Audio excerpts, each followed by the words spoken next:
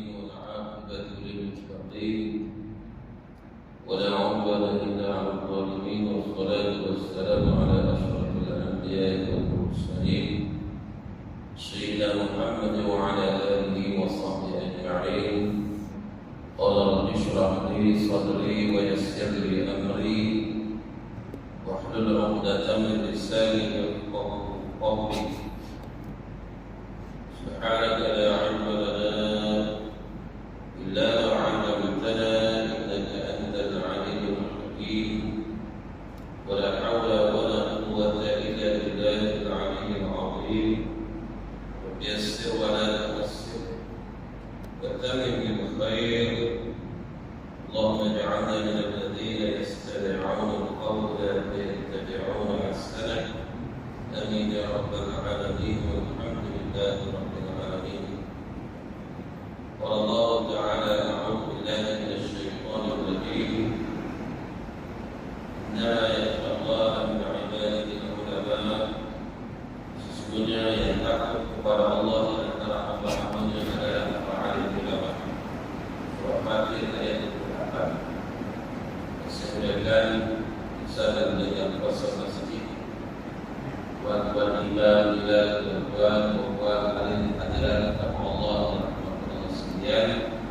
Alhamdulillah, kita bersyukur kepada Allah Subhanahu wa taala pada malam ini sebagaimana yang dijadwalkan kita bersama lagi dalam perbincangan kitab Lisan An-Nahah yang bertajuk pada malam ini, yaitulah hindari kemungkaran dengan zikrullah. Ya, hindarkan kemungkaran dengan zikrullah yang banyak dengan agama. Seorang pemandu kereta yang cermat pasti menjaga ciri-ciri keselamatan. Bukan sekadar memandu dengan berhati-hati dan mematuhi peraturan di jalan raya, malah dia juga tidak lupa meneliti kenderaan sebelum memandunya. Sekalipun ini dalam keadaan baik, namun mereka belum boleh berpuas hati sebelum meneliti lain-lain peralatan yang penting. Di antara perkara utama ialah memastikan sama ada mereka dalam keadaan baik, karena mereka merupakan perkara utama untuk menjamin keselamatan di jalan raya. Begitulah juga dalam kehidupan manusia memerlukan ciri-ciri keselamatan bagi menjamin keselamatan hidup manusia di dunia, dan terutamanya ialah keselamatan hidup di akhirat. Jadi seperti kenderaan tadi, manusia juga selain dia tidak lalai dan sentiasa waspada dalam mengarungi hidup hidup yang penuh pancaroba, dia juga mesti mempunyai brek bagi memastikan dirinya tidak terbabas dengan melampaui batas-batas Allah Subhanahu wa taala. Itu mukadimah berkaitan dengan menghindari kemungkaran dengan zikrullah.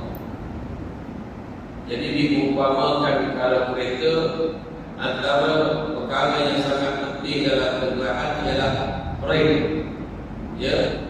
Jadi kalau kita tak ada brek, boleh masuk longkang, boleh langgar orang, langgar lembu, langgar tiang, macam-macam. Jadi brek itulah benda yang penting, walaupun yang lain pun penting. Begitulah hidup manusia. Di hadapan kita macam-macam ada. Halal ada, haram ada, harus ada, sunat ada, wajib ada. Sebab kita hidup atas dunia itu ada lepas. Cuba sebut satu perkara yang tidak ada hukum. Wajib tak ada, sunat tak ada, harus tak ada, makruh tak ada, haram tak ada. Sebut satu benda, kalau dapat saya bagi hukum ini. Satu benda yang tak ada hukum, tidur ke, tidur dalam kuliah ke, ada hukum. Contohlah makan. Nah, maka harus, tapi ada kalanya jadi haram. Nah, ada benda haram kadang-kadang dia jadi harus. Dia keadaan. Sebab itu kalau kita mengaji hukum fiqh, usul fiqh, betul tak? Maka kita akan boleh hidup dengan cara yang selamat. Dan dalam waktu sekarang daging khinzir haram, tapi ada ketika dia jadi harus. Bila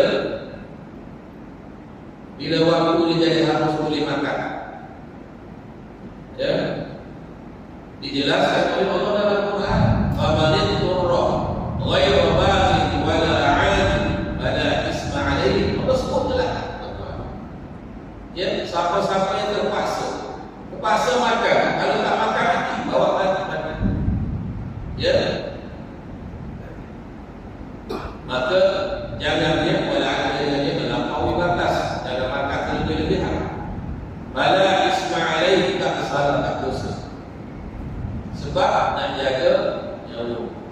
Nyawa ni penting. Salah satu daripada maqasid syar'iyyah ialah menjaga nyawa, menjaga agama, menjaga akal, menjaga keturunan, menjaga hidup. Ya, nyawa menjadi satu benda yang dipelihara oleh agama Islam, hukum agama Islam. Maka waktu itu harus kita makan khinzir, goreng ke, gulai ke, tak ada masalah. Tapi tidak wala 'adin, jangan lebih melampaui. Ya, bukan pas pinggang tak. Maknanya hukum dia berubah. Sebab apa? Suasana. Jadi kalau sekarang ni tak boleh. Daging lembu ada, daging itik ada, itik salai ada, semua ada. Jadi dalam suasana dalam keadaan sesuatu masa, maka dia dibuka, dilonggarkan. Ya, at-darurah bil ma'ruf. Dalam keadaan dia darurat, ya, maka mengharuskan benda yang dilarang, adanya begitu. Jadi begitulah disebut bagaimana sesuatu benda mesti ada hukum. Tuan-tuan pergi kerja pagi-pagi, ada ke tak ada hukum? Ada tak ada hukum? Ya, tuan-tuan cari rezeki wajib. Sebab apa? Bagi nafkah isteri anak wajib. Maka tuan-tuan buat benda wajib cari rezeki. Tapi kalau cari rezeki haram, jadi haram. Kalau kita menipu, merasuah, haram. Walaupun cari rezeki itu wajib. Dan itulah yang katakan, ya, adanya kita di atas dunia macam keadaan tadi ada break. Bila bertemu dengan haram, kita break, kita tak Allah. Nah, itulah disebut umpama kenderaan. Kita pun ada break. Maknanya Allah Nabi bersebut, ala inna likulli malikin hima, ala inna himallahi ma'alim. Ingatlah bagi sesuatu kerajaan itu, dia yang sepadan negara. Malaysia sepadan dengan Thailand, Singapura, Indonesia. Nabi sebut setiap raja pemerintahan dia ada sempadan negara. Bagi raja ada sempadan. Ingat, sempadan Allah Ta'ala ialah benda yang diharapkan oleh Allah. Ada sempadan, dari sempadan. Siapa sebut? Nabi Sallallahu Alaihi Wasallam. Jadi sebab itulah yang kata, seperti kenderaan manusia selain itu, selain juga dia tidak lalai dan sentiasa waspada dalam mengarungi hidup yang penuh pancaroba. Dia juga mesti mempunyai break bagi memastikan tidak terbabas, sehingga melampaui batas. Macam kereta sehingga tak terlanggar orang, tak terlanggar kereta orang, tak masuk jalan orang. Nah, maknanya break sudah. Ada break, ada steering. Nah, apakah sebenarnya break bagi manusia agar mereka tidak terbawa dengan merempuh perkara dilarang atau diharamkan oleh Allah Ta'ala? Dia buat misal analogi. Kalau hidup kita ni ada, boleh tekan break, kena tekan break lah. Bukan semua boleh tak tekan break, press saja. Ya. Jadi agar tidak kita melampaui batas sempadan yang diharamkan oleh Allah, maka apakah break bagi manusia? Kalau kereta, motor, kalau motor skuter, break dia duduk tangan. Nah, kalau motor biasa, dia break duduk kaki. Nah, kalau kereta pun break ke handbrake, duduk handbrake duduk tangan dia. Sekarang dia break duduk di kaki. Kita parking, tekan dengan kaki. Ya, kereta dan segala jentera-jentera biasa dengan kaki lah. Kan? Melainkan handbrake adalah dengan tangan dah. Sesungguhnya yang berfungsi sebagai brake bagi manusia itu banyak. Yang terutama adalah keimanan terhadap Allah SWT dan di akhirat. Itu di antara brake yang pertama. Iman kepada Allah dan hari akhirat. Supaya kita tak terlalu. Bila nak pergi nak mencapai benda haram, kita pun stop. Mata kita stop bila mencapai benda haram. Bila tengok benda haram, tangan bila nak sentuh benda haram, kita pun break, stop. Tak terus. Keimanan itu tidak sumur dengan sendirinya kecuali dibaca dengan ilmu agama yang menjelaskan ilmu wahyu Allah Ta'ala yang disampaikan oleh Rasul. Iman kita sudah ada baca macam pokok. Kalau iman saja tak dibajai, dia akan mati, akan kering, akan kuruk, tak berbuah, akan tak bermain. Begitulah diumpamakan iman yang tidak ada ilmu, beriman tapi tak datang mendengar ceramah ilmu. Nah, iman yang tidak dibaca, maka bila tak baca, tak boleh menghasilkan buah. Kan? Kita pernah tengok di Malaysia, pokok kurma berbuah. Sebelum ni payah nak tengok kurma berbuah.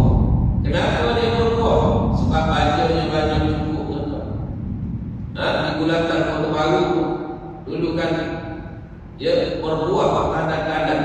Rupanya bacanya belah-belah ini. Padat buah. Nah, dengan air dengan baju, kena ada baju baru buah. Termasuklah kurma-kurma yang ada di Madinah dan sebagainya, ada aliran air, ada tali air. Tuan-tuan tengok di Madinah kan, disalurkan baju air dan sebagainya. Kalau tidak, masakan nak berbuah. Pokok yang kita tanam, padi ke durian apa, bila cukup baju, kalau tanah berbaju, ya tak payah baju. Tapi kalau tanah tu gersak, di sini dibajani dan diseberang. Begitulah iman. Mesti dibaca dengan ilmu, pengetahuan agama, terutama ilmu tauhid atau akidah yang dapat membesarkan Allah Ta'ala dan juga ilmu yang mencakupi bidang syariat sebagai panduan hidup untuk mengabdi diri kepada Allah dan hubungan sesama manusia. Di situlah ada kait-kaitnya. Bila kita mencari ilmu, betul lah disebutkan, ya, al-ilmu imamun, ilmu itu imam, wal amal tabi, amal itu adalah makmum. Untuk imam kepada amalan kita ini, betul Nabi sebut, ya, ilmu imam pada ikutan, wal amal tabi. Apa ini amal itu adalah makmum yang bukan turut, bukan ikut ilmu sebagai imam. Dengan segala ilmu yang berteraskan wahyu ilahi itulah nampaklah manusia menjaga peradaban hidup mereka serta meningkatkan keimanan terhadap Allah Ta'ala melalui salat yang penuh khusyuk. Ya, dia nak jadi power iman ini mesti amalan yang khusyuk, terutama salat yang khusyuk. Dan khusyuk yang dia bulat tujuan hatinya kepada Allah Subhanahu wa taala khusyuk. Kerana salat yang khusyuk itu berperan mencegah manusia dari melakukan perbuatan yang keji dan mungkar. Betul, kalau kita tengok kitab Al-Imam Al-Ghazali banyak menerangkan berkaitan dengan bagaimana ibadah salat. Ada diterangkan dalam kitab kesilapan dalam salat. Seseorang yang dalam salat mesti ada beberapa perkara yang penting disebut Imam Ghazali.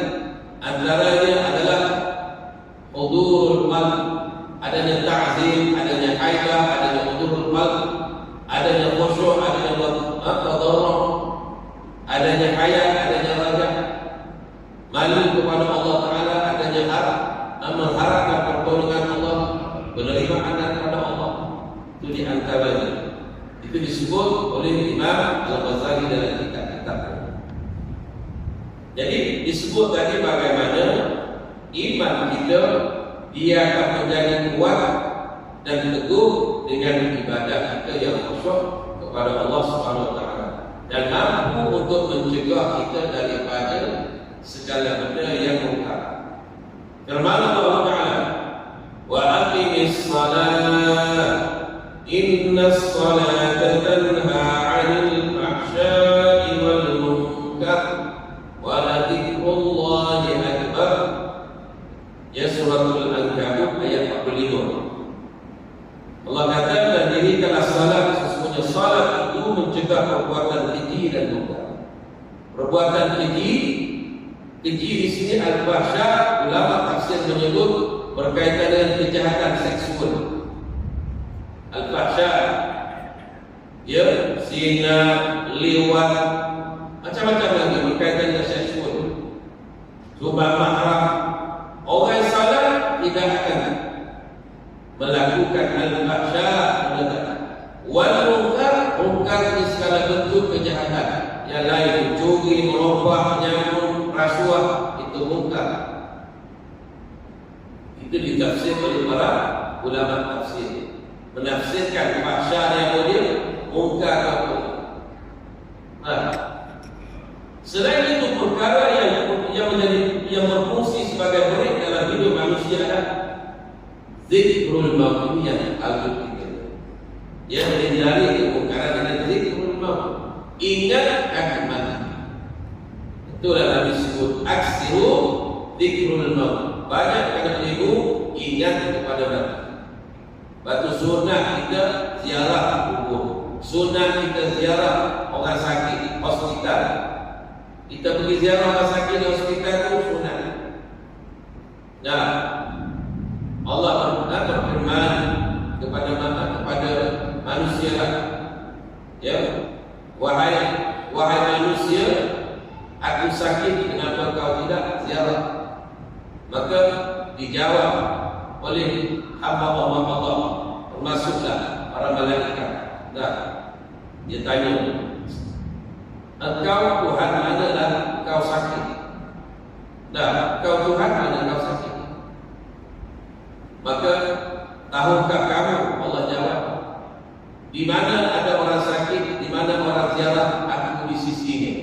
Mana seolah kita pergi ziarah orang sakit itu, kita ziarah Allah Ta'ala. Mana Allah Ta'ala suruh kita pergi ziarah orang yang sakit, uzur dan sebagainya. Bukan hanya ketika pilihan raya saja. Sentiasalah punya orang sakit, kita pergi ziarah. Sebab sunnah, sunnah kita pergi ziarah. Dia telah mengingati mati yang zikrul maut. Sesungguhnya mengingati mati itu akan memberi ruang yang banyak untuk manusia menghadapkan wajah hati dan ingatan kepada mereka kepada akhirat. Bila kita bayar, macam kita nanti itu malam, bayarlah kita. Takut juga kita sekali-sekala dah. Kalau kita dalam keadaan ingat kepada mati, kita tidur tu dalam keadaan sentiasa bersedia kita syahadah, kita baca ayat kursi, ayat 3 kul, kita berucap, kita selawat atau kita tidur. Sebab takutnya kita kalau mati tengah-tengah tidur,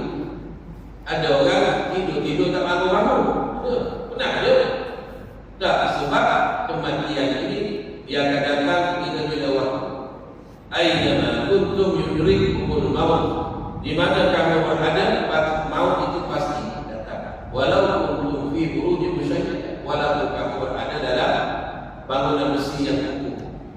Nah, sesungguhnya mengingat mati itu akan memberi ruang yang banyak untuk manusia menghadap wajah hatinya kepada akhirat. Pandangan orang beriman itu amat jauh, kerana mereka tidak sekadar melihat dengan mata kepala-kepalanya, tetapi yang lebih penting adalah melihat dengan pandangan mata. Sebab itulah hati kita telah hidup, bukan hati yang mati. Hati yang hidup ni macam mana? Hati yang memikir akan akhirat, itu hati yang hidup. Hati yang memikir macam mana? Aku ni amalan apa-apa banyak, kalau aku mati sekarang ni, sehari dua ni, agak-agak tak cukup lagi amalan. Itu hati yang hidup. Ya, baca Al-Quran pun kurang, satu hari kadang-kadang berapa ayat dia baca, kadang-kadang tak baca langsung sebab sibuk. Dah, maka di situlah kita akan memikir, itulah hati yang hidup. Sembahyang sunat pun kadang-kadang buat, kadang-kadang tak. Dah, maka kita berfikir, hati hidup sentiasa berfikir. Maka dia mengubah. Ya, duit aku banyak lagi dalam bank, tapi sedekah jarang-jarang sekali contohnya. Maka di situlah hati yang hidup akan bertindak untuk berusaha supaya harta-hartanya yang ada itu diinfakkan kepada jalan-jalan kebajikan sebagai bekalan akhirat. Itu contoh. Itu dinamakan hati yang hidup. Ya, hati yang mati ini tengok orang mati dia tak rasa. Macam aku tengok kawan yang mati masa sembelih korban. Ya. Jadi kalau kita hati yang hidup, tengok orang sakit, tengok orang mati, kita akan rasa. Ya, yang mati itu sahabat kita, sama sebaya dengan kita. Cuma dia mati dulu. Aku entah bila, esok lusa belum tentulah. Mungkin esok, mungkin lusa. Itu hati yang hidup. Maka di situlah dia akan melakukan persiapan. Ya, taubat, ya, abah amal, menyesali dosa-dosa yang lalu. Itu di antara hati yang hidup.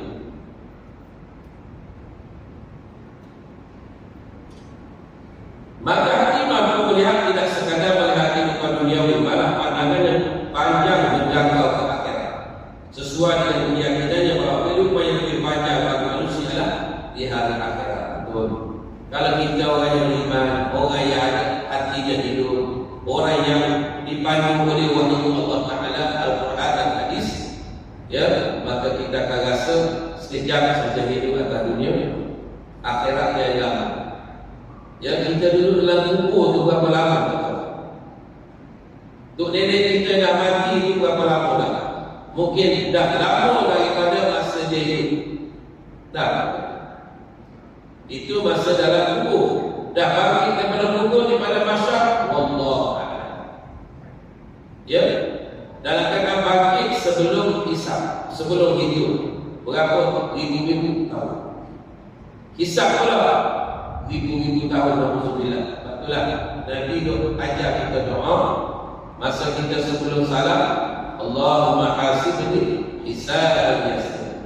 Ya Allah, bantu permudahkan hisabku. Apa ni? Ya Allah, bantu hisablah akan datang. Mana hisablah amalan dengan hisab yang mudah, dengan kira bicara yang mudah. Kalau kira di mana yang tadi audit yang mudah. Dah. Bagi orang yang lalai dari mengganti mati boleh disimpulkan bahawa mereka tidak pernah mengambil masa walaupun sedikit untuk mengingati atau memikirkan akhirat. Orang yang lalai, hati dia tak ingat langsung kepada akhirat. Yang dia fikir celik mata dunia. Celik mata dia nak cari dunia. Macam mana kita cari dunia sudah di akhirat? Macam sahabat Nabi. Sahabat Nabi kuat mencari harta dunia, berniaga, tapi tak lalai dan ibadah. Tetapi hartanya dibawa ke mana tu? Ya, membantu agama Allah Ta'ala fi sabilillah. Kita pun sama. Patut kita fikir, kalau kita cari harta, kita ada 1 juta, kita nak buat apa? Maka disitulah orang yang cerdik maka dia akan fikir, aku nak capai duit 1 juta, bila aku capai, aku akan menginfakkan harta untuk agama Allah Ta'ala, untuk bantu orang miskin, fakir miskin, orang susah. Itulah baru kekayaan yang membawa hasil yang besar. Kalau kita kaya 1 juta, kita tak makan nasi 3 kuli 1 hari. Tak. Kadang-kadang segini, orang miskin makan sepinggan, kita separuh ikan. Tak. Itu je lah, kita makan. Lama-lama kalau banyak penyakit, kecil mani, darah, TB, gout, macam-macam, apa pun tak boleh makan. Tak. Jadi itulah, kita cari harta untuk mencari harta akhirat. Harta dunia untuk dibawa ke akhirat. Macam mana? Kaya aku, orang lain boleh lupa. Ya, kekayaan kita, keluarga kita boleh tumpang senang. Fakir miskin boleh tumpang senang. Paling tidak, kita ada keluar zakat kepada mereka. Paling tidak, zakat itu sudah wajib. Nah, itulah benar yang dikatakan kekayaan yang bawa kekayaan akhirat. Inilah yang menyebabkan mereka kaya dan lalai dengan kesenangan dan kelezatan hidup di dunia. Ya, bila kita lalai daripada akhirat, maka kita tak nampak akhirat. Bila akhirat tak nampak, ya, ditimusi oleh cinta dunia, maka disitulah kita kaya hidup, seolah-olah kita boleh tukar lagi. Kita nak, kita kaya, mewah, hebat. Kita lupa sedangkan kekayaan kita masuk dalam tanah, semua jalannya macam korun. Korun harta dia tuan-tuan 70. Ya, 70 lelaki ikut kunci, bukan harta kunci. Nah, tetapi macam mana? Allah sebut dalam Quran, "Fasafna apabila kami tenggelamkan dia dengan harta benda dia." Korun tenggelam, istana yang tenggelam, harta yang tenggelam. Disebut dalam kitab, kenapa Allah tenggelamkan? Sebab korun yang pengikut dia. Ya, sebab apa? Nabi Musa lawan sangat korun, sebab Musa ni nak harta korun. Dia tuduh Musa nak mengambil harta korun. Korun disebut Nabi Musa ni hafal Taurat saja, bukan jalan-jalan Al-Hadis. Betul tak? Hafal Taurat. Ya, dia ni anak angkat apa ni? Dia dapat formula daripada Nabi Musa. Ya, satu lagi anak angkat Jibril, Musa Samiri, ajaran sesat sebuah anak itu. Dah anak angkat Jibril, tapi salah guna, akhirnya sesat. Ya, maka Allah Ta'ala melenyapkan harta, ya, korun. Ini dengan segala harta benda dan kekayaan dia, mahligai yang disebut, ya, terbuktilah bahawa Musa tidak benar kepada harta yang dimiliki oleh korun. Ya, Allah Ta'ala, sebab itu kata ulama tafsir, Allah Ta'ala tenggelamkan korun dengan harta dan juga nak balas, ya, kedetilan korun habis biji. Saya di Mesir, tuan-tuan, besar tasik. Ya, lebih besar macam tasik Malaysia. Kalau bukit tinggi kan, besar lagi. Macam laut, macam juga apa ni, Dead Sea tu, apa ni, laut mati. Ya, cuma Dead Sea ni dia tak dia punya bau air tak hanyut. Tapi kalau kasih korun ni dia bau tak sedap, bau hanya bau busuk. Mungkin kesan daripada kemurkaan Allah Subhanahu Wa Taala. Cuma Bahrul Mayyit, Dead Sea 7 kali masih, dan apa nama ni, kasih korun 3 kali masih. Begitu. Tak percaya tuan-tuan pergi Mesir. Saya tidak tahu pergi Mesir ni. Hujung tahun biasa saya dah pergi Mesir, InsyaAllah. Ya. Tapi kita pergi lah.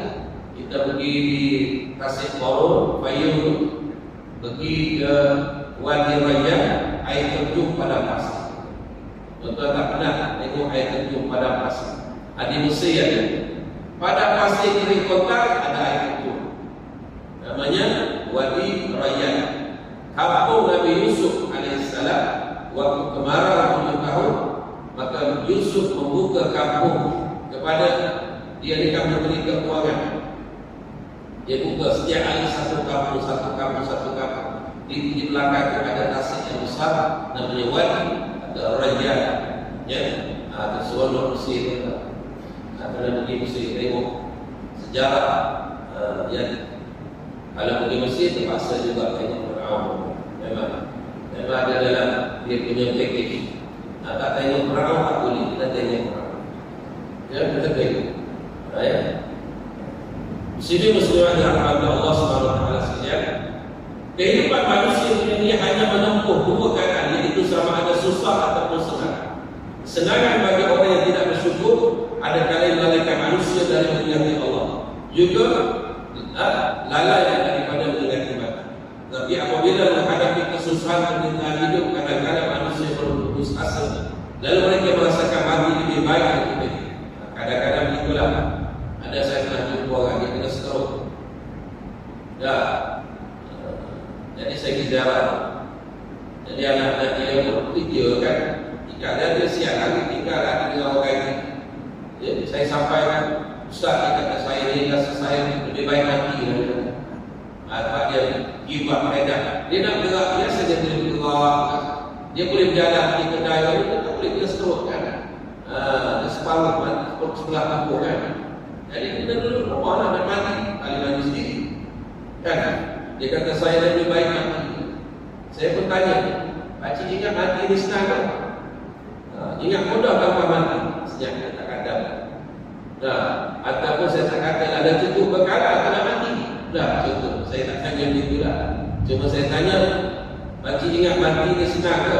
Hidup ni, ya, kehidupan selepas daripada mati lagi banyak susah kalau tidak ada perkara. Begitulah umpamanya. Itulah kadang-kadang manusia ini bila dia susah sampai tahap lebih baik mati lagi. Dan mengingati mati dan kata susah dan senang itu amat besar faedahnya sebenarnya. Masa kita senang itulah banyak ingat mati, itulah yang paling baik. Bukan masa susah baik baru nak ingat mati.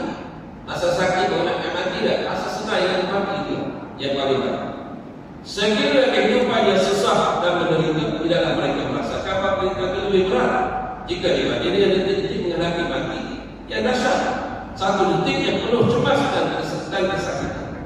Bukan sekadar sakit disebabkan nyawa dicabut keluar daripada badan, tapi adalah sangat menunggunya di amat digeruni di sisi manusia, sama ada dia akan beroleh husnul khatimah atau husnah yang baik, atau su'ul khatimah, husnah yang buruk. Jika menyangka saat baru dicabut oleh malaikat maut dengan kesakitan bahkan disiat kulit hidup-hidup, maka apalah sebenarnya penderitaan dan kesakitan hidup dunia. Ya, sebab itu kita kata, kita ingat bila susah, baikkan. Ingat ya, kematian ini suatu penderitaan, suatu kesakitan, ya, suatu perkara yang sangat tidak diingini oleh semua manusia. Macam mana kita bila susah hidup mati? Ingat susah hidup. Mana susah dengan mana? Ya, susah lagi bila kita dalam keadaan dicabut nyawa oleh para malaikat. Yang paling penting sekali, takutnya kita takut su'ul khatimah. Sudah yang buruk. Sudah buruk mana? Menuju kepada azab Allah. Kita nak husnul khatimah. Allah akhirana bihusnil khatimah. Wala taqdim alaina bismillah. Allah Tuhanku, akhirkan hidupku dengan husnul khatimah. Jangan akhirkan hidupku dengan su'ul khatimah, sudah yang buruk. Mana mati dengan buat maksiat, dosa, melanggar perintah Allah, melanggar hukum hakam Allah, itu mati su'ul khatimah. Ya, tengah-tengah lawan syariat Allah, kita mati, itu su'ul khatimah. Kita dengan sembahyang, dengan puasa, dengan tawaf, dengan haji, ya, maka itulah kematian yang baik antara dalam kita mengingati Allah. ataupun mampu kita mencampurkan masyarakat. Dengan mengerti saat mencampur oleh malaikat, dia kata tadi, bagaikan disiap oleh tadi, maka kesenangan hidup yang singkat bukanlah palingnya. Kalau nak cerita susah hidup ni amat sedikit 1%. Betul lah kata ulama, senang-senang hidup atas dunia, senang lagi hidup di akhirat. Ya, susah-susah hidup di atas dunia, susah lagi hidup di akhirat kalau kita dapat susah. Ya betul, kita kata kita mewah atas dunia, kita punya rumah 10 tingkat, nak bagi ke surga lagi mewah. Ya, tak ada, kita tak pernah jumpa orang buat rumah atas dunia ni mak semua. Dia mak dia mak ada. Gajah Brunei pun beli kereta je, dia punya mak. Rumah dia bukan mahal. Yang satu mak manusia, satu tuan mak. Dalam surga mak ada. Dia mas, dinding mas, pinggang mangkuk mas.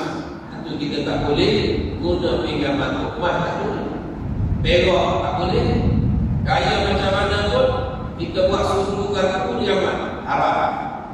Hukumnya kan dalam Islam ada hukum hakam, ada hukum perak. Ya, kalau dia perhiasan orang dalam surga tak boleh. Yang bolehnya ialah buat hidung orang barang kemah, orang perempuan subuh dia, antri-antri dia, alih leher dia dan sebagainya. Itu di antara. Sekiranya seorang hidup senang dengan kekayaan yang melimpah, maka kesesaran dirasa itu tidak akan memsunahkan dan merasa terlalu berbangga dengan hidup kerana ia sekarang kesenangan bagi kasih setitik umur. Setitik umur di hujung daun yang akan gugur dan hilang dalam sekelip mata. Orang yang sedikit itulah kesenangan kita di sejarah Allah.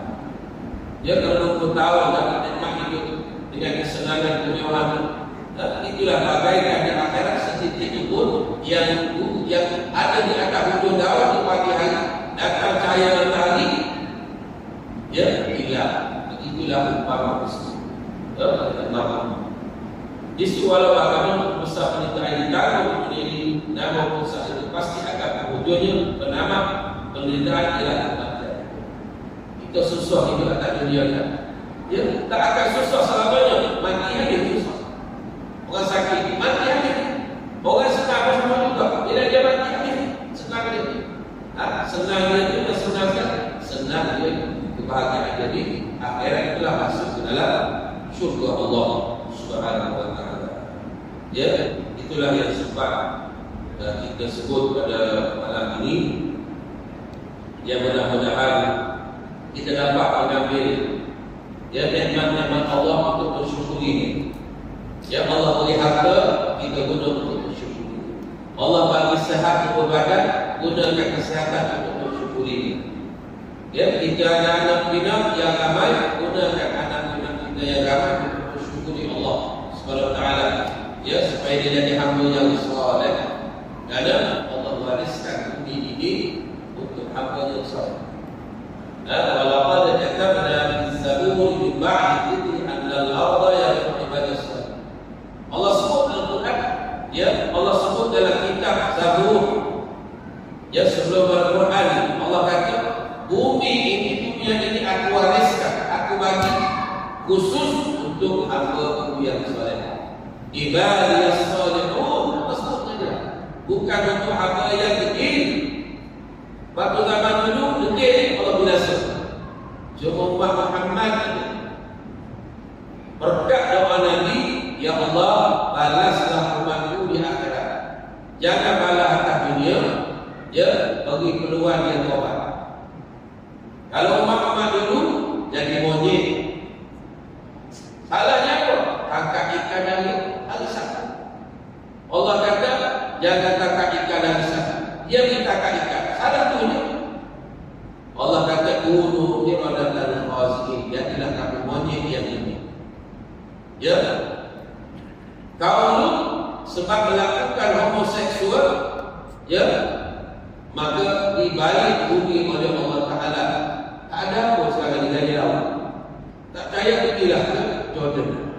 Jordan antara Jordan dengan Israel.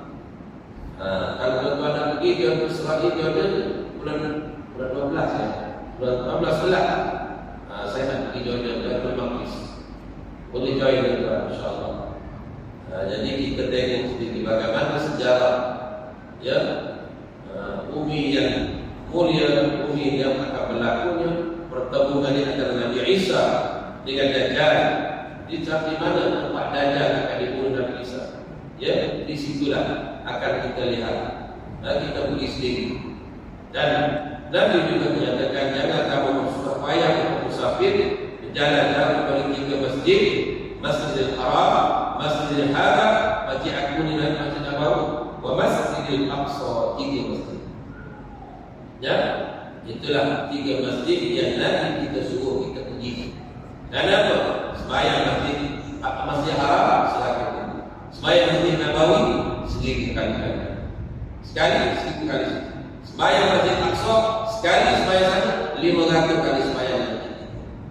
Itulah tuan-tuan, insyaallah ada kebaikannya, mudah-mudahan Allah memberkati dan sentiasa membimbing kita ke arah jalan kebaikan, memandu kita untuk sentiasa mentaatinya dan istiqamah beribadah sehingga ke akhir hayat kita.